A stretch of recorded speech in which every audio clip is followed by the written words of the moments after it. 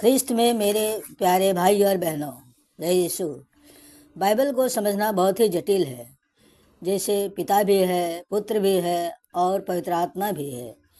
क्या ये तीनों एक हैं या अलग अलग हैं? बहुत से लोग एक मानते हैं और बहुत से लोग एक में तीन जन मानते हैं। कुछ लोग यीशु को ईश्वर मानते हैं, लेकिन इसका मतलब होगा सीमित क्षेत्र पर अधिकार। फिर भी यीशु के पास हर चीज़ पर अधिकार है, सिर्फ एक चीज़ को छोड़कर, पिता जो इसके ऊपर है। इस प्रकार यीशु पिता के अधीन है, लेकिन पिता ने उससे सारा अधिकार और सब कुछ सौंपा है। जैसे मत्ती 28:11, 1 कुरिन्थियों 15:27-28 में लिखा गया है। जैसा कि अन्यत्र बताया गया है, यीशु पिता के साथ पूर्ण और पूर्ण सहमति में है। दोनों ही ईश्वर को परिभाषित करने के लिए महत्वपूर्ण है। तो अगर पिता और पुत्र दोनों ही ईश्वर हैं और दोनों ही प्रभु हैं, तो पौलुस उन्हें एक ईश्वर पिता और एक प्रभु यीशु मसीह के रूप में क्यों विभाजित करता है, हमें स्पष्ट रूप से नहीं बताया गया है, लेकिन इस वर्गीकरण का उपयोग पवित्र शास्त्र में अन्यत्र किया गया है। भजन संहिता 110:1 में इजराइल के राजा दाऊद ने ईश्वर और अपने बीच मध्यस्थता को प्रभु के रूप में संदर्भित किया है। श्लोक की शुरुआत होती है, प्रभु अर्थात यहोवा ने मेरे प्रभु से कहा, जैसा कि नया नियम स्पष्ट करता है। इस मामले में यहोवा अर्थात अनंत ईश्वर पिता को दर्शाता है, जो उस व्यक्ति से बात कर रहा है जो यीशु मसीह बन गया। दाऊद का तत्काल प्रभु पिता की ओर से शासन कर रहा है।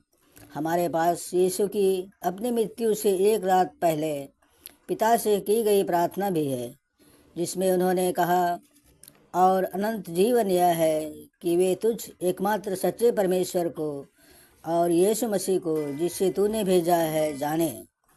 जैसे यूहन्ना 17:3 में लिखा है। कुछ लोग इस आयत को भी मसीह की दिव्यता को नकारने के रूप में देखते हैं, लेकिन यह निश्चित रूप से ऐसा नहीं है।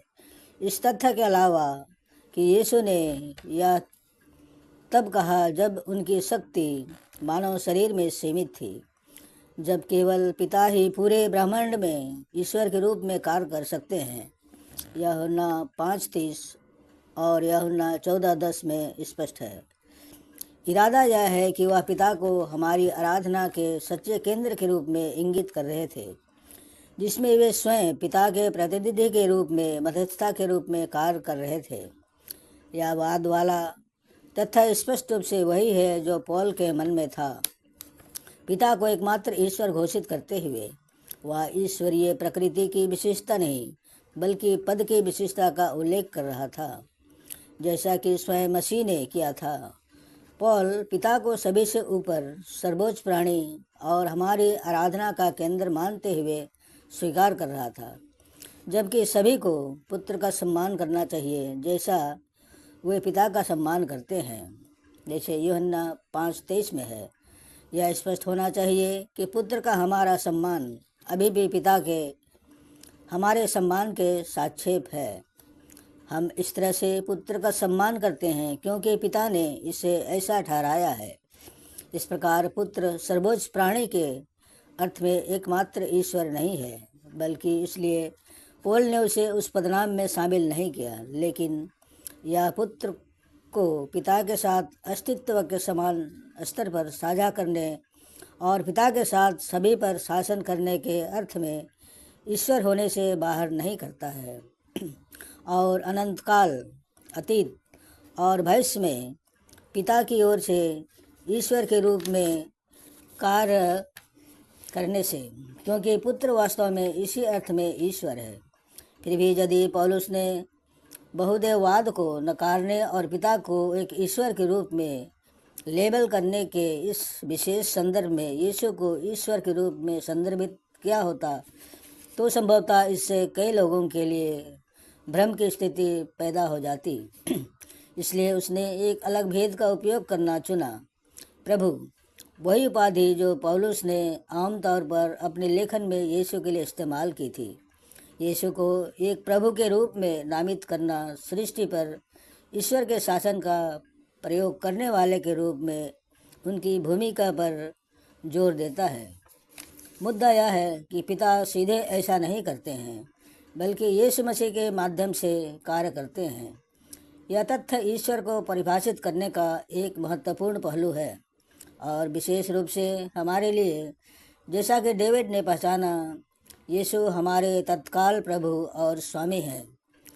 पिता परम प्रभु और स्वामी है, लेकिन निष्ठा में कोई विभाजन नहीं है, क्योंकि मसीह के प्रति समर्पण वैसा ही है जैसा हम पिता के प्रति समर्पित हैं।